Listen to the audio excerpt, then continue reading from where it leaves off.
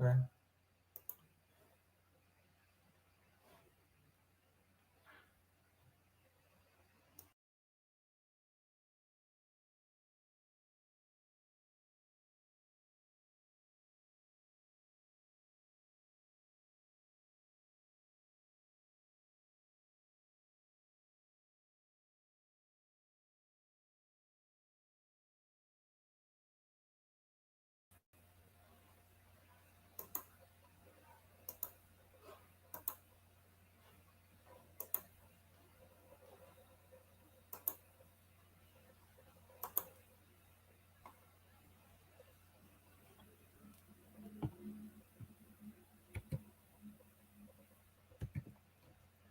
Fala, galera.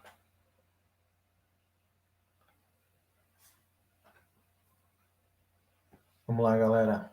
Bem-vindos ao podcast DevOps no Dia a Dia.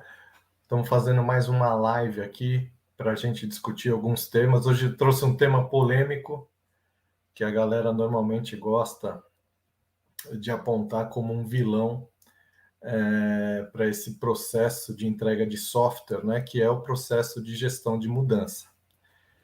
E a maioria dos times sempre costumam dizer que eu não consigo acelerar o meu processo de entrega de software porque eu tenho que passar pelo processo de gestão de mudança. E o processo de gestão de mudança, onde eu trabalho, costuma ser quinzenal ou até mensal, e isso acaba atrasando um pouco a questão da entrada de software. A gente precisa lembrar, primeiro, que o processo de gestão de mudança é um processo importante, porque é um processo que visa mitigar risco nas implantações. Agora, a gente precisa olhar para o processo de mudança, entender como que é feito o processo de mudança, porque aí sim, dependendo de o quão burocrático, quantos níveis de aprovação, quantos níveis de validação são necessários, quantas evidências, processo de abertura de mudança, precisa se olhar para todo o processo de gestão de mudança para entender efetivamente se existe o gargalo e aonde pode estar o gargalo e aonde que pode ser melhorado. Normalmente, uma parte penosa ou custosa do processo de gestão de mudanças tem relação com o processo de aprovação, né? O processo de aprovação normalmente é um processo que pode demorar, porque varia com o nível de hierarquia para se fazer as aprovações, dependendo do tipo da mudança, da criticidade da mudança, pode requerer que diretores venham participar do fluxo para fazer a aprovação. Então, tem que olhar para todo esse contexto para entender efetivamente aonde que está o gargalo e aonde que pode se estruturar melhor para que o processo possa fluir melhor, sem perder a questão da segurança, para que um software, uma versão de software seja liberada e colocada dentro do ambiente de produção.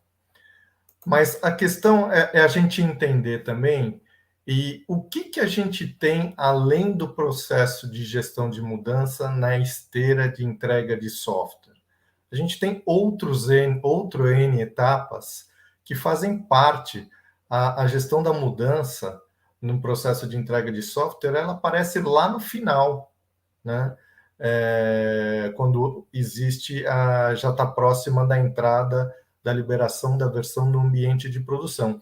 É claro que pode acontecer de até em ambientes não produtivos, ambientes controlados, pode ser que exista também uma formalidade de pedir uma mudança para os ambientes não controlados.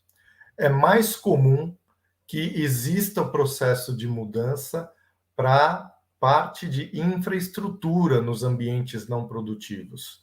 E no ambiente não produtivo, para a questão de aplicação, pode fluir mais livre, a ideia é que flua mais livre, deixando a gestão de mudança em si somente para o ambiente de produção. Mas vamos responder essa pergunta. O que a gente tem além do processo de gestão de mudança na esteira de entrega de software. Então, desde que começa o desenvolvimento ou a criação de um projeto, a gente tem até uma fase inicial que é a aprovação do projeto. Acho que essa etapa a gente pode até deixar de lado, porque é um processo que envolve apresentação, formalização do projeto junto ao PMO, passar pelos boards de aprovação do projeto para ganho do mérito, liberação de orçamento, enfim. A gente sabe que, na prática, um projeto importante que está na esteira, está no roadmap da companhia, ele acaba sendo aprovado e aí, na prática, as equipes começam em paralelo a toda essa liberação de mérito e liberação de orçamento e participação dos boards para fazer toda essa liberação, a gente sabe que na prática as equipes já começam a trabalhar nos projetos. Outro ponto que vale a pena falar aqui com relação ao que está presente na esteira de entrega de software, a parte inicial do projeto. E aí vale muito a pena destacar qual é o modelo, o formato de trabalho com o qual se desenvolve o software. É no modelo de cascata? É no modelo de ágil? Como é que fica a definição de requisitos? Se você trabalha no modelo de waterfall, de cascata, você tem uma fase grande de levantamento de requisitos, definição das regras de negócio, documentação de tudo isso, acaba levando mais tempo. Já no projeto, trabalhando no formato com os frameworks de agilidade, você é muito mais flexível, não significa que você não documenta, mas você já está mais propenso a trabalhar com entregas menores. Se você já está trabalhando nesse formato de agilidade, você provavelmente já tem um roadmap, você vai dividir a release que faz parte da entrega desse roadmap em pequenas entregas na forma de sprints, por exemplo, ou pode ser que algumas equipes trabalhem com esquema de Kanban, trabalho puxado, mas também vai fazer ali vai ter uma periodicidade a cada 2 semanas, a cada 4 semanas, ter uma versão que possa subir para a produção ou trabalhar no formato de entrar em outras etapas de testes mais sofisticadas, mais críticas e caminhar rumo à produção. Mas também é uma etapa que quanto tempo se gasta para fazer esse levantamento? Definição das histórias, definição das regras de negócio, e tudo isso pode ser controlado, pode ser colocado numa ferramenta de issue tracker, como Trello, como Gira, e aí você pode começar a levantar por etapas quanto tempo a gente tem em cada uma dessas etapas de processo de desenvolvimento, de software delivery, para chegar com software em produção. Uma vez que a gente tem, além da parte dos requisitos, a gente tem a própria codificação do sistema. E a codificação do sistema, ela também tem as suas nuances. Ela tem o acesso ao ferramental ALM, o repositório de código, a central de build, de continuous integration, todos os acessos dos desenvolvedores a essas ferramentas, criação de novos repositórios, criação de novos planos de build, como é que está o tempo de build da sua aplicação, se a sua aplicação é monolítica, ou se a sua aplicação já tem uma arquitetura com bem menos, um baixo grau de acoplamento, e aí é interessante que o tempo de build seja o mais rápido possível, né? Não passar ali de 10 minutos. A outra questão com relação ao build, pega a fila para fazer o build, quanto tempo de fila, além do tempo de execução do build, o tempo de espera na fila para poder buildar, o tempo de espera se tem fila, o tempo de espera na fila é alto. Então, são coisas que podem aparecer no meio do caminho e aumentar o tempo de entrega do software em produção. O ambiente de build é estável? Então, são coisas que precisa prestar atenção e mapear para entender o quanto tempo a gente leva em cada uma dessas etapas. Uma vez que a gente está trabalhando na codificação, aí existe a segregação dos ambientes. Eu estou desenvolvendo e vou colocar uma versão já para fazer um smoke test no ambiente de desenvolvimento. O ambiente de desenvolvimento ele é controlado? Os desenvolvedores têm acesso ao ambiente de dev por ser um ambiente de dev, para que tenha mais liberdade para poder fazer os testes antes de colocar na esteira de ambiente controlado? Ter mais liberdade é importante aqui. Um outro ponto com relação à própria fase de codificação, de desenvolvimento, diz respeito à alteração das estruturas e a criação do modelo de dados e a implementação dos scripts para a base de dados. Isso passa por outras equipes, tem analistas, tem equipes especializadas que precisam fazer a validação do modelo antes de colocar esse sistema na esteira de teste, e isso faz com que você tenha ali um delay, uma espera para fazer a análise desse modelo, para a liberação do script, para que você tenha o seu banco de dados para poder codificar. A partir do momento em que existe a liberação, se existir essa equipe especializada para análise do modelo com relação a ter uma governança com a estrutura de dados, que também é importante para as companhias. A geração do script para a geração do banco de dados, isso é o próprio desenvolvedor que faz ou precisa passar por uma equipe de DBA para fazer? Então, é importante contemplar todos esses passos, todas essas etapas, para a gente entender aonde está o gargalo. Um outro ponto que faz parte da esteira de entrega de software. Eu vou precisar de infraestrutura para essa minha nova demanda. O provisionamento dessa infraestrutura, ela é rápida, ela é demorada? Qual é o fluxo de informação que deve seguir para fazer o provisionamento dessa infraestrutura? Eu preciso participar de outros fóruns para pedir a liberação, criação, acompanhamento da criação e entrega dessa infraestrutura. Com que qualidade essa infraestrutura ela é entregue para os times de projeto tocarem os projetos e fazer a liberação das versões para fazer testes nos ambientes não produtivos, ou até mesmo uma nova infraestrutura para o ambiente produtivo. Outro ponto que é importante destacar aqui, a questão do deploy. Uma vez que você sai do ambiente de desenvolvimento e vai para a tua esteira de testes, muito provavelmente esses ambientes são controlados, que significa dizer que os times de desenvolvimento, as squads, não têm acesso a esse ambiente. Precisa fazer abertura de ticket para um outro time para fazer o deploy? Já existe um pipeline, uma ferramenta de orquestração de pipeline de DevOps para fazer a automação do deploy e a orquestração da versão nos ambientes de teste? Tudo depende da maturidade que ainda está implantando o pipeline. Normalmente, no início, ainda precisa ter a presença do time que tem a governança dessa ferramenta de pipeline para poder fazer o empacotamento, a criação do fluxo de pipeline, criar as automações e depois transformar isso como serviço para os times de desenvolvimento utilizarem diretamente a ferramenta. Um outro ponto importante na questão do deploy, eu já vi muitas equipes de desenvolvimento despreparadas para fazer o deploy ou o empacotamento da própria aplicação e passar isso para o time de release manager para fazer a automação dessa aplicação, até mesmo a instalação nos ambientes de teste. Por quê? Desconhece o processo de deploy e de configuração da aplicação.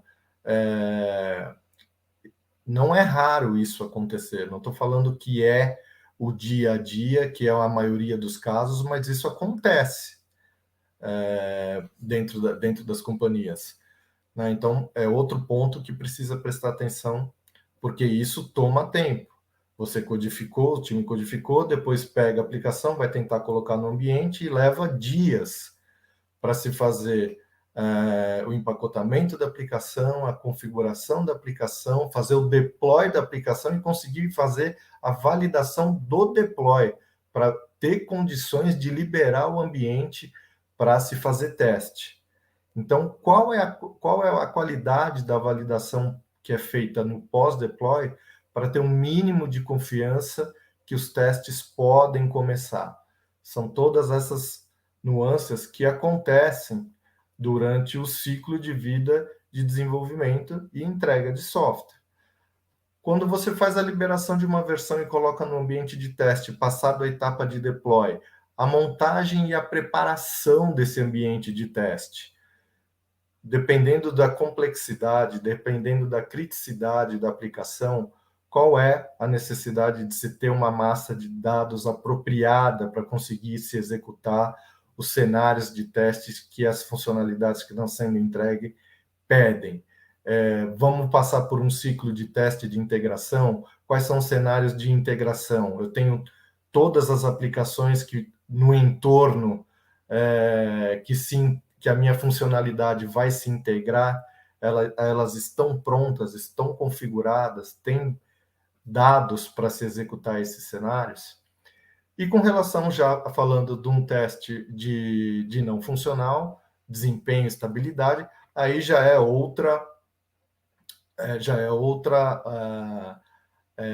tipo de teste, normalmente já executado, mesmo que sendo um ambiente de teste, um ambiente muito mais próximo, com características de produção, e também aqui vale, né? Qual é o nível de preparação que precisa ter, configuração, enfim.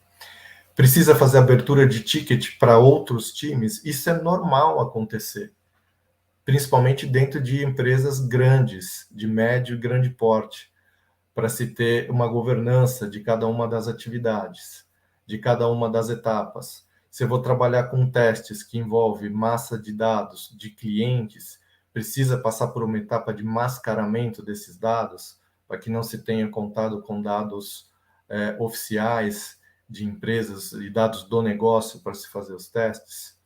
Importante pensar nisso também. Correção de bug. É um ciclo. Eu desenvolvo, testo, software não está imune a problema, obviamente, gera-se uma quantidade de defeitos e volta-se para fazer o desenvolvimento, a correção desses defeitos. Volta para fazer o deploy, volta para liberar o ambiente para testes. Então, é um ciclo. Quantas vezes precisa passar por esse ciclo para efetivamente você atingir o nível de qualidade que a empresa precisa, ou baseado nos critérios de qualidade que você coloca para a aplicação, para que ela possa ir para o próximo estágio no pipeline. Outro ponto que é normal acontecer e que esse realmente é chato e atrasa. Você tem todo o teu ambiente de testes e a infraestrutura muda. E o que significa? Você está esperando que a comunicação entre os servidores está ok, um componente vai acessar o servidor de banco de dados, por exemplo, e de repente você se depara com um problema de conectividade. Quando você vai ver, precisa fazer abertura de firewall, mas estava funcionando. O processo de abertura de firewall requer mudança. Normalmente não é feita no mesmo dia, em horário de expediente, é feita no período da noite, dependendo até de como está a infraestrutura dos roteadores, dos appliances, enfim, para essa configuração, porque normalmente essas infraestruturas de rede, elas abarcam mais de um ambiente não produtivo. E se for produção, nem se pensar, né? Com certeza é de noite e precisa ser muito bem avaliado. Então, essas coisas normalmente nos acaba pegando de surpresa e atrasa todo o ciclo de entrega de software. Tudo isso para dizer que não é só a gestão da mudança, não é a única preocupação que os times precisam ter com relação a pontos de atraso na entrega de software. Como a gente acabou de falar aqui, existem muitas etapas antes de chegar na própria gestão de mudança, que faz com que a gente precise prestar atenção e existe muita oportunidade de melhoria para que a gente consiga diminuir o tempo e ter mais agilidade para esse processo de entrega de software dentro das companhias. E aí surge uma questão importante, que normalmente é deixado de lado, principalmente para as pessoas que começam na adoção, na transformação de DevOps, e acaba deixando esse passo que é o Value Stream Mapping de fora. Por quê? Porque normalmente começa-se pela adoção de ferramenta. De cara a gente vai fazer uma adoção de ferramenta de pipeline e a gente vai ganhar velocidade. Não tem dúvida nenhuma, vai ganhar velocidade. Vai ganhar muita velocidade. De cara vai conseguir perceber o tempo que se ganha na agilidade de orquestração. Mas lembra, o pipeline ele precisa refletir o processo, a esteira fidedigna de entrega de software da companhia. Não é simplesmente automatizar o deploy, porque automatizar o deploy sem colocar os critérios e os gates de qualidade no meu pipeline para que ele seja confiável e que ele seja o meu caminho confiável de seguir para a produção, porque eu sei que se passar por todos os gates de qualidade, a minha aplicação ela está liberada, ela está com critérios de qualidade para subir para a produção. Se eu não conseguir colocar esses gates de qualidade fazendo parte da esteira no meu pipeline, eu não vou ter um pipeline que faça jus aos critérios de qualidade pelos quais precisam passar uma versão de software para a subida de produção. E o Value Stream Mapping é justamente entender o estado atual. Qual é o fluxo de entrega de software que eu tenho? Quantas etapas? Quais são as equipes? Dentro de cada etapa, quais são as atividades que são feitas? E começar a medir isso. Então, entender qual é o fluxo de entrega de software é fundamental. Medir a qualidade e a eficiência dos processos pelos quais essas etapas rodam é fundamental para a gente entender e identificar quais são os gargalos, as oportunidades que eu tenho de melhoria. Porque não adianta sair automatizando determinado ponto do fluxo de entrega de software se é um ponto isolado. Então, é muito importante fazer o mapeamento dessa entrega de valor, desse fluxo de entrega de valor, porque a gente começa a ter efetivamente informação, dados para que a gente consiga tomar decisão e entender em qual ponto da esteira existe a oportunidade de melhoria. Então, vamos lá.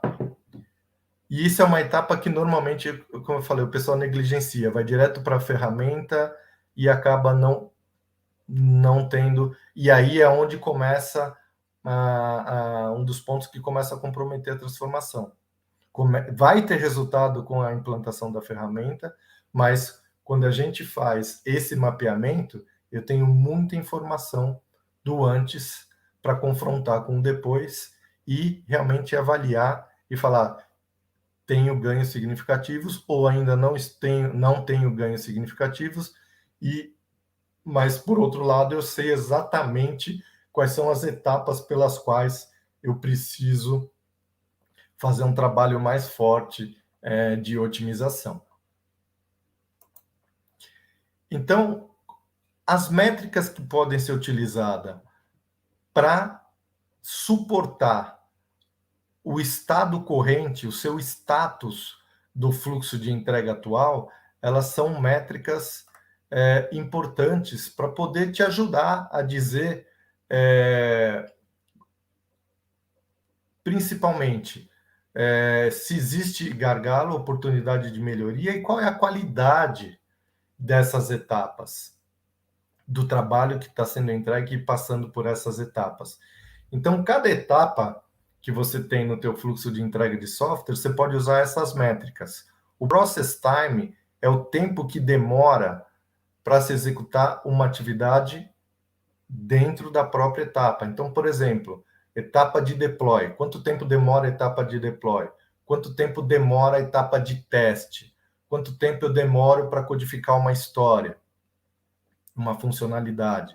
Então, são etapas que fazem parte do teu fluxo de entrega que você vai medir. Ah, eu levo 4 horas para codificar. Ah, mas eu levo 8 para fazer o design dessa funcionalidade para liberar para codificar. Então é importante usar esse tipo de métrica para identificar aonde está o gargalo. Quando eu chego para fazer os deploy nos ambientes, eu tenho uma espera de 3 dias, 16 horas, 2 dias, enfim. Se você não medir, você não sabe o que está acontecendo. O lead time é isso. O lead time é o tempo decorrido desde do término da etapa anterior até o fim da etapa atual. Então, o que a gente vai encontrar aí no meio do caminho? Um tempo de espera, um tempo de fila, até que a etapa atual possa começar para desenvolver. Então, por exemplo, pode ter uma fila de histórias para serem desenvolvidas. Enquanto tem uma parte do time fazendo a estruturação das histórias com os product owners, ou tem desenvolvedores que estão desenvolvendo outras histórias. E aí, de repente, você tem um conjunto de histórias sendo liberadas e começa a empilhar, fazer uma fila para começar o desenvolvimento dessas novas histórias. Ou liberação de deploy, ou liberação de ambiente de teste, para iniciar os testes funcionais ou não funcionais, testes de integração, enfim. Em cada uma das etapas você pode ter fila, e isso é normal. A questão é como acomodar melhor, otimizar melhor o fluxo, por isso a quantidade de trabalho, para que o fluxo flua de uma forma mais ágil, com mais agilidade. Aí você tem o delay, que é a fila, como eu acabei de falar, e você tem o percentual de completude e acurácia, que aqui é a qualidade, né?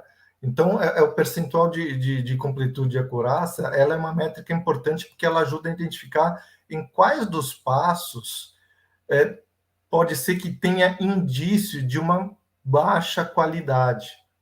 E quando a gente tem baixa qualidade dentro do processo, isso pode aumentar o tempo de entrega em cada uma dessas etapas e no tempo final de entrega de software, entrega de valor para o mercado. Então é importante ficar de olho nisso.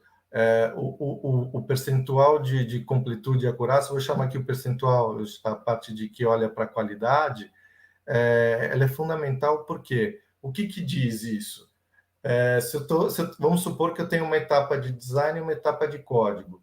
O percentual de completude e acurácia, ele diz o seguinte: qual é o percentual com que a próxima etapa consegue executar o trabalho sem precisar devolver o trabalho para a etapa anterior?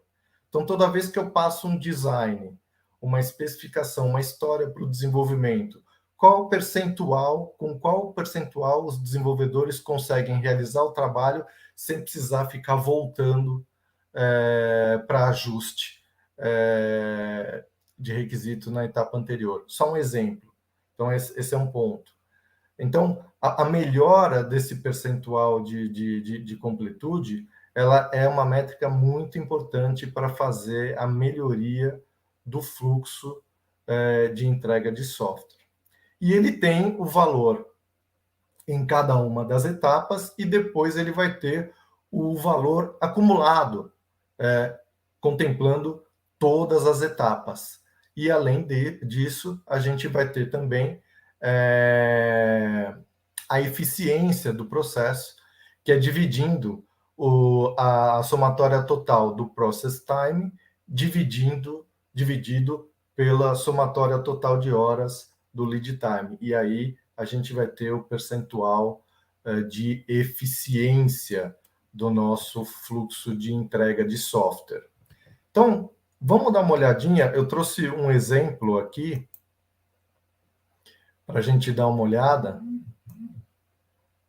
Então, a gente tem aqui, só para fazer uma simulação, a gente tem um fluxo que ele vai desde a ideação de uma nova funcionalidade, lá mais à esquerda, passando pela definição da funcionalidade, o design da funcionalidade, a codificação, o teste, o aceite pela área de negócio, depois o deploy no ambiente de staging, o deploy no ambiente de smoke test, o deploy no ambiente para verificação de QA e UAT, o deploy no ambiente de produção, o smoke test e as validações no ambiente produtivo, smoke test, QA e UAT, e até a liberação do sign-off. Então, se a gente for olhar, para cada uma dessas etapas, você tem o process time e você tem o lead time. E você tem o percentual de completude e acurácia, que é o percentual que diz de qualidade. Então, por exemplo, ao transferir um trabalho de design para a codificação, o percentual de completude e acurácia ali está dando 80%. Isso significa que 80% das vezes em que o trabalho chega para o time de desenvolvimento fazer a sua parte, eles conseguem executar sem necessidade de retrabalho. Então, existe uma margem aí de não margem, mas um percentual de melhoria de 20% da qualidade, da forma como o Product Owner escreve as histórias, os analistas de requisitos escrevem as histórias, existe 20% de oportunidade de melhoria dessa escrita para que os desenvolvedores consigam fazer o trabalho. Isso vale para todas as etapas dentro do fluxo de entrega de software, como está mapeado aí. E aí é importante, tem algumas coisas que são mais gritantes, como os delays, né? Então, por exemplo, tem 696 horas aí de espera para se fazer o deploy no ambiente de staging. E aí você chega aqui no final, aonde você tem o tempo total de process time, levando 12 dias, o lead time levando 226 dias e o percentual de completude 35%. Isso significa, é lógico que o fluxo foi super atrasado pelos delays que a gente tem aqui. Então, quando a gente faz esse tipo de mapeamento, o que é mais rápido de pegar são esses altos tempos de espera, entender o porquê, né? Mas o tempo aqui o percentual de completude e acurácia de 35%, esses 35% significa que somente 35% das vezes a execução desse fluxo todo ocorre sem retrabalho. Então, mais da metade a gente tem de retrabalho nesse fluxo que é apresentado aqui, no acumulado. Então, por isso que é legal e é importante fazer esse tipo de mapeamento para que se comece a fazer a ligação das coisas. Se eu tenho e identificar não só a demora, né, mas também identificar a oportunidade de melhoria da qualidade. Qual que é o meu percentual de CIA? E começar a fazer a ligação de cada uma dessas etapas. Quais são as práticas de DevOps que podem me ajudar a melhorar esse gargalo, essa oportunidade de melhoria? Será que vale? Eu estou pecando na escrita de história? Será que se eu colocar o TDD vai melhorar? O que está faltando na minha integração contínua? É cobertura de teste unitário? que está faltando no meu processo de deploy? São muitas aprovações que precisa passar, são etapas manuais. Processo de gestão de mudança. Eu consigo fazer fazer toda a abertura da mudança de forma automatizada, sem disparar a instalação da mudança, mas consigo já ganhar tempo em fazendo automação de toda a abertura da mudança para ajudar e facilitar e agilizar o trabalho da gestão de mudança para análise da mudança e liberação, e passando pelos fluxos, né, e pelos boards, pelas aprovações, pela periodicidade que precisa. Mas percebe, com tudo isso que a gente está falando aqui, é claro que a gente tem lá na frente um processo de gestão de mudança que vai continuar olhando e fazendo, mantendo as normas de qualidade e segurança, principalmente dependendo da criticidade do negócio, mas existe oportunidade de melhoria em toda a esteira de entrega de software. Esse é o ponto-chave para que a gente possa evoluir e melhorar o nosso tempo de entrega de software e a nossa qualidade. Então, voltando aqui, galera, isso aqui acho que é um dos pontos principais, acho que é uma das mensagens principais que eu quero passar para vocês aqui nessa live. É justamente não negligenciar, não deixar para trás, fazer esse tipo de mapeamento, porque é esse tipo de mapeamento que vai te dar informação de tempo, qualidade, e vai ser o insumo para você entender quais são as práticas de DevOps que estão faltando, que pode complementar e entrar como prática do dia a dia das equipes para melhorar o fluxo de entrega de software da sua companhia. Valeu? Deu para capturar isso? Acho que esse é um ponto super importante. Acho que é a mensagem mais importante que eu queria passar aqui nessa live de hoje. Então, vamos lá, seguir aqui, para a gente fechar. A melhoria do fluxo de entrega de software, ela vem com a aplicação das práticas de DevOps. Então, eu coloquei proposital aqui essa frase para a gente fechar, para fazer a reflexão. Justamente porque é o que eu sempre falo, começa-se gastando dinheiro, implantando ferramental e esquece de olhar para o processo que existe na companhia. Chegar a implantar um ferramental sem olhar para o processo é gastar dinheiro duas vezes, porque nem se sabe o que esse ferramental pode resolver. E fazendo uma análise desse mapeamento, como eu acabei de explicar, a ferramenta vai decolar, porque ela vai ajudar e muito a otimizar o fluxo de entrega de software, que é super importante para a companhia se manter competitiva, tendo agilidade, mas sem comprometer a qualidade.